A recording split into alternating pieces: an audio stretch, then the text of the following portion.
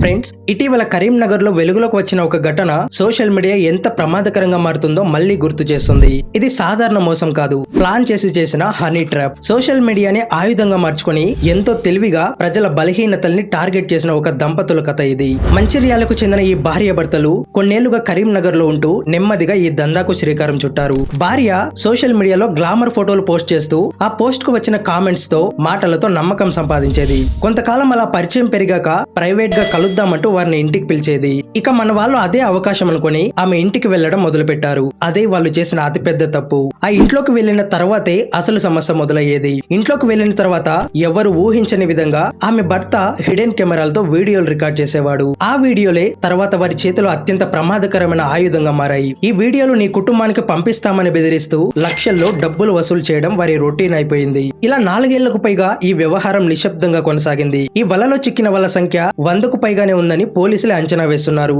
ఈ దందాతో వచ్చిన డబ్బుతో వారు లగ్జరీ జీవితం కూడా గడిపారు. ఈ మొత్తం విషయం ఎలా బయటపడిందంటే, ఒక బాధితుడి దగ్గర మొదట 13 లక్షలు వసూలు చేశారు. అది సరిపోదన్నట్టు మళ్ళీ ఇంకో 5 లక్షలు డిమాండ్ చేయడంతో ఆ బాధితుడు తట్టుకోలేక ధైర్యం చేసి పోలీసులను ఆశ్రయించాడు. అదే వారి పతనానికి కారణమైంది. పోలీసుల దర్యాప్తులో మొత్తం నెట్వర్క్ బయటపడింది. ఇప్పుడు ఆ దంపతులు అరెస్ట్ అయ్యారు, రిమాండ్ లో ఉన్నారు. కానీ ఇక్కడ మనమంతా ఆలోచించాల్సిన విషయం ఏంటంటే, సోషల్ మీడియాలో ఒక్క పరిచయం, ఒక్క నిర్ణయం ఎంత పెద్ద నష్టానికి దారి తీస్తుందో అని ఎందుకు మనం ముందే ఆలోచించాం? తెలియని వ్యక్తులతో ప్రైవేట్ వీడియో కాల్స్, రహస్య భేటీలు ఎప్పుడూ ప్రమాదకరమే. ఒక్క క్షణిక తప్పు మీ జీవితం మాత్రమే కాదు, మీ కుటుంబ గౌరవాన్ని కూడా నాశనం చేయగలదు. ఫ్రెండ్స్, ఈ విషయంలో మీ అభిప్రాయాన్ని కామెంట్ లో తప్పకుండా చెప్పండి.